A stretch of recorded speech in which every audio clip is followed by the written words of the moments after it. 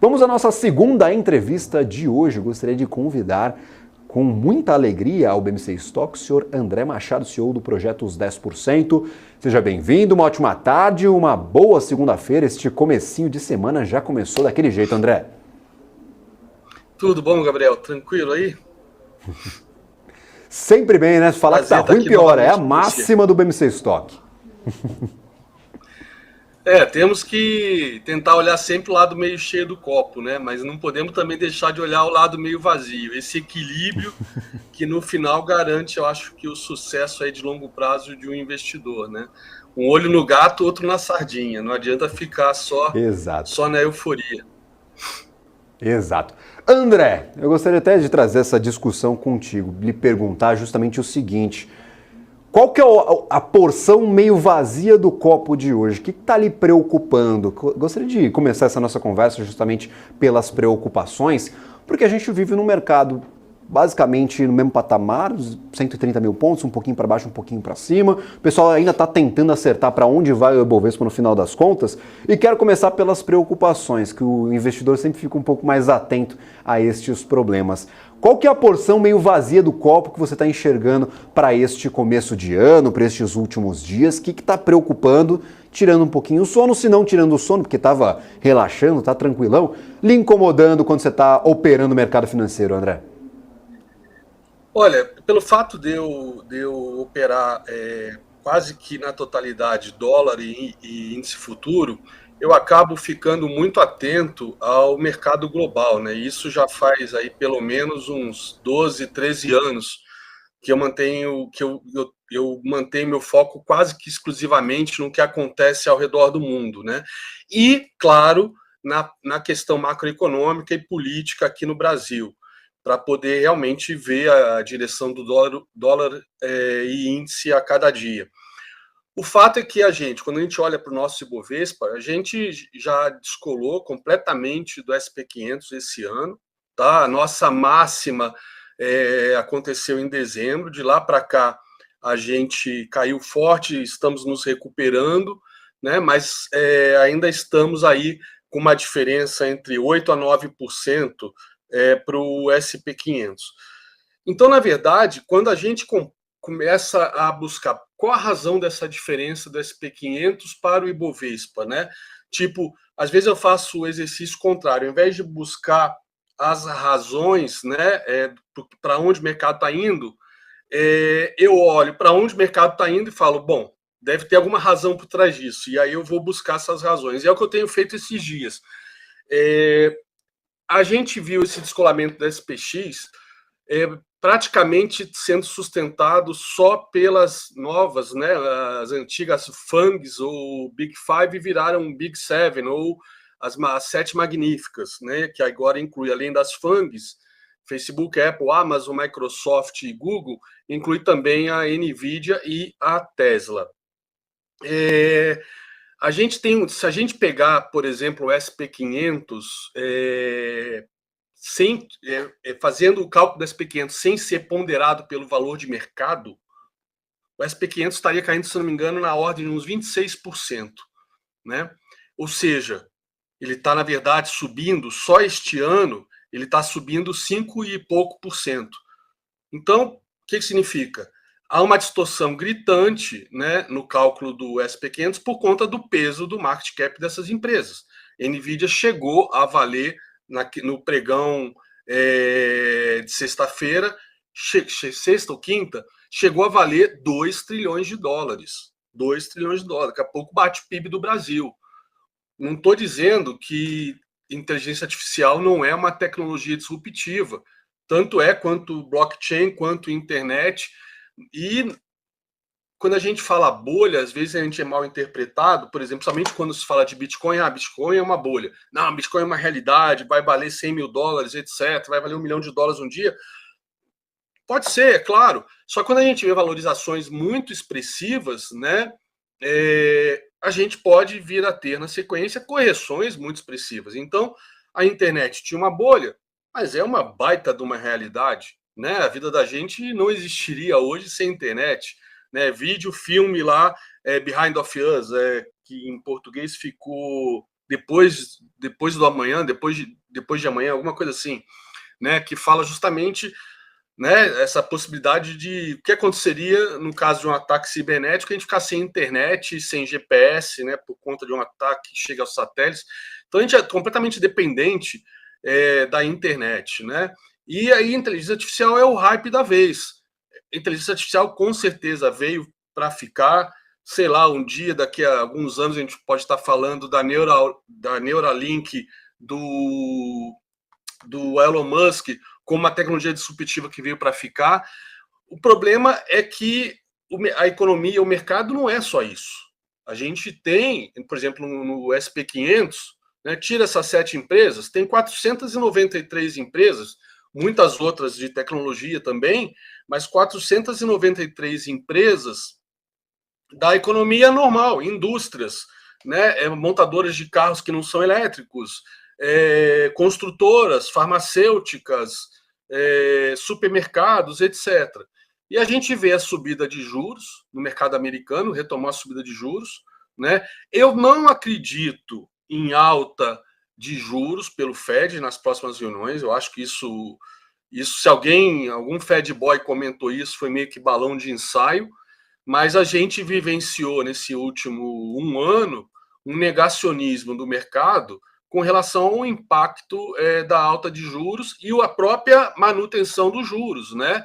Agora já se aposta em junho. Há um mês atrás a aposta era firme, forte em março, né? Aí saíram umas notícias um pouquinho mais ruins, né, para a questão de juros, mas boas até para a economia, né, mostrando que a economia ainda está tendo consumo, etc. Mas o mercado ignorando completamente isso, continuando apostando, né, por mais que houvesse comunicados dos Fed Boys e do próprio Powell nas suas coletivas após as reuniões do FONC, ele sempre dando esses alertas, ou seja, em nenhum momento alguém pode dizer que foi enganado pelo Powell ou pelo Fed. Eles sempre vieram alertando que o mercado estava muito otimista. Hoje, por incrível que pareça, eu lembro quando antes do Ben Bernanke, o Alan Greenspan comentou que os mercados estavam exuberantemente irracionais. Foi uma frase que na época chacoalhou o mercado, né? Eu vejo os Fed Boys falando o equivalente ao que o Alan Greenspan falou naquela época, mas naquela época era uma época onde, vamos dizer, o mercado funcionava normalmente, né? Hoje o mercado não funciona normalmente, ele funciona anabolizado, vem sendo anabolizado, né? Cada vez que há uma tentativa de desmame, o mercado dá chilique, o mercado sente. Então o mercado vem sendo anabolizado com liquidez e fartura de dinheiro, como o Ben Bernanke falou na crise de 2008, né? Vamos jogar dinheiro de helicóptero se necessário, e quase que fizeram isso, quantitative easing aos montes, operação twist, tivemos o resgate dos bancos que estavam quebrando ano passado justamente pelo aumento dos juros estarem no cálculo do valor de face dos seus títulos, que é a reserva de todos os bancos, inclusive os bancos brasileiros, o Banco Central do Brasil, né? Eles estavam teoricamente ou contabilmente negativos, né, na época, e foram resgatados rapidamente, alguns quebraram. Isso era um plano que ia durar um ano, né? Foi uma troca de títulos longos que se desvalorizavam muito com o aumento de juros por títulos de curto prazo que impactavam menos na hora de trazer para valor presente o valor, o custo, né, de cada título. Mas sem contar que, além disso, dessa troca, eles fizeram troca pelo valor de face daqueles títulos longos, né? E, teoricamente, isso tem que ser desfeito agora. Existe a crise imobiliária chinesa, que está cada vez mais gritante, é só olhar o minério de ferro. Tem uma crise imobiliária também sendo gestacionada dentro dos Estados Unidos. Vai ter uma hora dos ajustes de contas. Se o lado meio cheio, lado meio vazio do copo aqui do Brasil é isso, é difícil dizer. Provavelmente, em termos macro, acho que isso está pesando muito, né? As incertezas ainda com relação às eleições americanas no final do ano. Trump vai desmontar a OTAN, não vai acabar com a guerra da Ucrânia, não vai. Eu sei que os discursos, e não são só discursos dos principais países, França, Alemanha, são países, a Polônia, que é vizinha ali da Ucrânia, a gente está ouvindo discursos bem preocupantes de países que recém entraram para a OTAN, né, como a Finlândia, por exemplo. O Putin falou esses dias de que deve anexar a Transnistria. Falou também há uma semana atrás de anexar uma ilha norueguesa, que tem uma minoria russa, mas que é ali no Ártico, né? Falou em anexar, ou seja, os discursos de anexação do Putin são cada vez maiores. Isso está desesperando os líderes europeus. Eles têm aquele histórico, né, de ter cedido um monte de coisas para Hitler, inclusive um país inteiro, que foi a Tchecoslováquia. Na verdade, não era um país inteiro, era para ser só os Sudetos, mas depois a Alemanha pegou o resto da Tchecoslováquia. A Europa tem isso muito latente na sua história. A Polônia foi desmembrada pela Rússia e pela Alemanha nazista, foi dividida ao meio, né? Se vocês forem olhar a história, a gente fala, a União Soviética era aliada por circunstâncias para derrubar o regime nazista. Mas os comunistas, os soviéticos, estavam muito mais pró-nazismo, apesar do ódio latente de Hitler pelos comunistas, mas eles estavam muito mais pró-nazismo e seguindo as estratégias da Alemanha nazista. Invadiram a Finlândia no final de 39, que foi a Guerra de Inverno, 39-40, perderam essa guerra, quer dizer, tomaram uma surra de lavada e depois, pela quantidade de pessoas, conseguiram ganhar, né? Mas foi aquela vitória de pirro. Né, invadiram a Polônia, quebraram a Polônia no meio, a Polônia deixou de existir. Então, e o Putin está com um discurso muito parecido. E a Alemanha, a França, né, prometendo. Eu estava até vendo um vídeo sobre isso agora e até quase que perdi o horário de vir para cá, comentando a possibilidade da Ucrânia entrar para a OTAN. Eu quero entender melhor, porque pelo estatuto da OTAN não pode um país em guerra entrar, mas mas o discurso da Alemanha e da França a Rússia não vai ganhar essa guerra. Não vai ganhar, não pode ganhar, ou seja, pelo lado expansionista do Putin, não pode permitir. Então está vindo ajuda financeira, que demorou para sair nos Estados Unidos, né? Está vindo ajuda em armas. A questão é que daqui a pouco vai precisar de ajuda de tropas, né? Não adianta ter só armas, né? Não adianta mandar só F-16, finalmente 2 anos de atraso, mas não ter tropas, né? Boots on the ground, né? Que é onde está rolando a batalha. Então, os discursos estão extremamente belicistas dos dois lados na Europa. A guerra acabou de completar 2 anos, dia 24, e sem a menor perspectiva de um desfecho, né? A questão Israel-Palestina, não preciso nem mencionar, parece que estão tentando chegar num acordo, mas eu duvido que chegue. Tanto o Hamas não vai aceitar algumas condições de Israel, quanto Israel já disse que não vai aceitar algumas condições do Hamas, como libertar um monte de repente, terroristas, criminosos que estão presos. E que a devolução dos reféns é condição sine qua non. Então, as coisas estão se enrolando muito, então está todo mundo, pode até não estar fazendo isso conscientemente, mas todo mundo está colocando isso nas contas. Né? De alguma maneira estão precificando todos esses riscos. E o SP500 e o Nasdaq, por enquanto, atingiram alvos de FIBO. A única coisa que eu posso dizer, atingiram sexta-feira, o que é muito preocupante. Nvidia também. E vocês podem, alguns acham que FIBO é magia negra, né? Que não é uma coisa científica, mas quem usa, quem opera com isso há 20 anos, não precisa nem 20 anos, quem opera há 1 ano, sabe os resultados que esse tipo de estratégia dá, a precisão desses estudos, tá? A gente pode até não conseguir antecipadamente dizer, de 2, 3 alvos projetados, qual vai ser o alvo final, né? Mas, quando chegam em qualquer um desses alvos, a gente fica alerta e fala, agora aqui não é hora de comprar, aqui é hora de proteger e zerar se perder a mínima do dia ou a mínima da semana passada. Zera. né, para quem utiliza a FIBO. Então, por exemplo, a SP500 atingiu esses alvos, a SP500, Nasdaq, Nvidia atingiram esses alvos sexta-feira. Então tem toda essa questão que se essas empresas corrigirem, uma empresa que subiu 250%, né, entre ano passado e sexta-feira agora, qual o problema de corrigir 20%? Nenhum. Só que isso vai causar uma queda, né? Essa empresa e outras das Big 7, uma queda forte no SP500 e no Nasdaq. E aí as outras que já vêm caindo, que não tiveram a mesma performance ao longo de 2023, empresas da velha economia, etc., que já vêm sofrendo, vão cair ainda mais. Essas empresas talvez até estejam reportando resultados positivos, mas elas ainda estão naquela modalidade tradicional de valuation, fluxo de caixa descontado. Juros sobe, elas caem.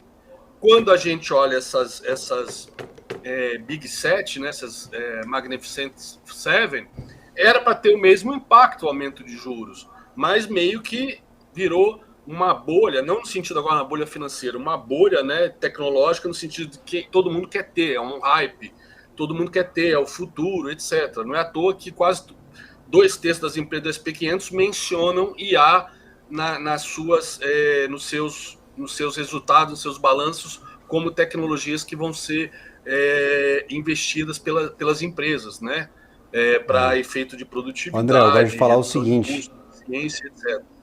Então, eu gosto de falar o seguinte, no caso do Brasil, quando a gente está estudando línguas, André, você tem uma norminha ali, fala, vou fazer uma conjugação.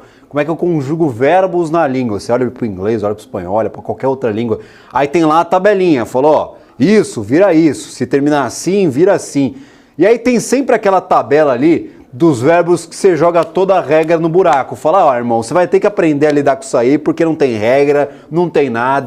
Vai acontecer isso dessa forma mesmo. Eu coloco essas empresas de tecnologia nesse quadrinho aí, ó. Você tem as técnicas de valuation que são utilizadas pelo mercado e chega nelas e fala, irmão, eu não sei, ninguém sabe, joga no lixo, a gente tenta entender como é que o mercado lida com essas ações, porque a regra não funciona, né? Dois dados de valuation, por exemplo, do Nvidia, o PL do Nvidia, ele está em 70. Teoricamente, levaria, então, 70 anos porque você está comprando de Nvidia você recuperar com investimento. Cara, a gente fala muito de que investimento é para longo prazo, né? Mas também 70 anos, putz grila, né? Eu sou um que não posso esperar 70 anos. Quando você fala, por exemplo, de Cape Ratio da Nvidia, está em 100 vezes. Da Nasdaq está em 35 vezes. Quando o normal seria 10 vezes. Ou seja, é uma bolha, é óbvio. Vai estourar agora? Essa pergunta é de $1 milhão, né? Se eu soubesse, eu hipotecava meus imóveis todos e comprava a SP Futura Descoberto 100% do meu dinheiro. Não dá para saber, não é assim. Mas a análise técnica e a análise, como eu falei, todos esses papéis atingiram alvos. Se eu tiver tempo, posso mostrar rapidamente aqui. E a parte de valuation e também a macroeconomia, a correlação, por exemplo, de juros do Tesouro Americano, o nosso DI 29, que para todos os efeitos, para fazer um fluxo de caixa descontados, é o DI para daqui a 5 anos. Hoje, no dia de hoje, está confirmando um pivô de alta. Então, tem um monte de alvo para cima ainda. Qual a razão disso? O Haddad está com Covid? Será? Não é isso, né? É óbvio que não. É a questão de que agora, acho que talvez a demonstração, isso é o lado mais peculiar aqui dessa minha análise, que tem a ver só com o Brasil exclusivamente, é que tanto aqueles absurdos que o Lula falou com relação a Israel, né, que botam o governo na corda, bem como agora as manifestações de ontem, mostrando a força do bolsonarismo ainda, deixando o governo, com certeza, preocupadíssimo com as próximas eleições, etc. Isso, para quem é macaco velho, como eu, no mercado, já sabe qual é a consequência disso tudo. Na hora que o governo, seja qual for ele, esquerda ou direita, todos eles no passado fizeram isso. Quando o governo está na corda, qual é a solução? Gasta mais, dá dinheiro para político, comprar político, né? Comprar base, quando não tem uma base mais popular, quando o barulho das ruas é contrário ao governo. Então, isso talvez seja também um fator determinante para hoje. E além do caso, como eu já mencionei antes, da Vale, né, que depende muito da China, e apesar da alta que a China teve depois do feriado, né, uma semana de alta consecutiva, o minério de ferro só despencou durante essa semana, inclusive na Ibov, indo na contramão, né, já dificulta bastante o Ibov performar bem.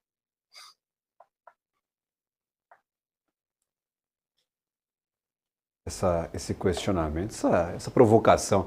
Ô André, se o pessoal nas assessorias da vida me repetir exatamente o que você está falando aí, não vende produto para ninguém, viu? O pessoal fala, pô, não vou botar dinheiro no mercado, mas nem ferrando. Por isso que o pessoal tá animado.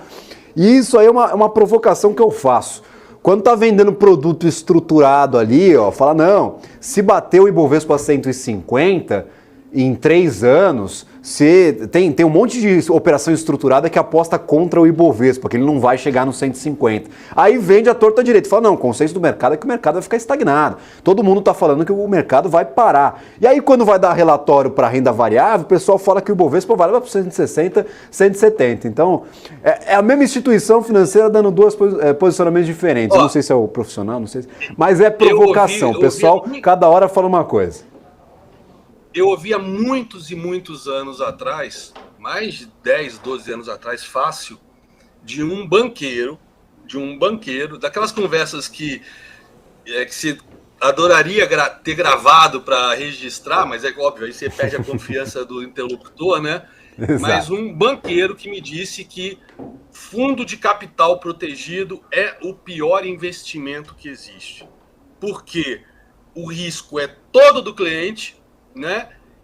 O ganho fica todo para o banco. Na melhor das hipóteses, tudo é certo, o cliente ganha um pouco mais do CDI, mas toda a alta, toda a operação, todo o lucro da operação vai para o banco. E se der errado, né, o cliente, em alguns casos, recebe CDI, mas estamos falando de operações estruturadas, com opções, etc. Então, o banco, ao longo do tempo, vai ganhando com isso. E, em alguns casos, não ganha nem 100% do CDI, 100% do capital, né?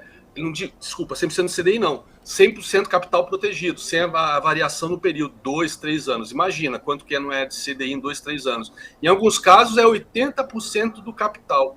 Mas, para a cabeça da pessoa que não tem conhecimento, fala assim, pô, eu vou arriscar, né, vou perder vou sair no 0 a 0, esquece cuja oportunidade, etc. Vou sair no 0 a 0 se o Ibovespa não subir, vou receber meu capital intacto daqui a 3 anos. Mas, por outro lado, se subir, eu vou ganhar 120% do CDI. Cara, é a operação mais inteligente para o lado do banco e mais tosca para ser feita por um investidor. Mas a falta de conhecimento em finanças leva a isso. Protege, né? E acaba se vendendo. André, muito obrigado pela participação. A gente fica bravo aí, a gente vai ter ainda muita dor de cabeça com o mercado financeiro para os próximos anos. Muito obrigado pela participação, seja bem-vindo sempre ao BMC Stock. Obrigado vocês, fiquem todos com Deus aí. Tchau, tchau. Maravilha, sempre um prazer, André Machado, CEO do projeto Os 10%. E Ibovespa agora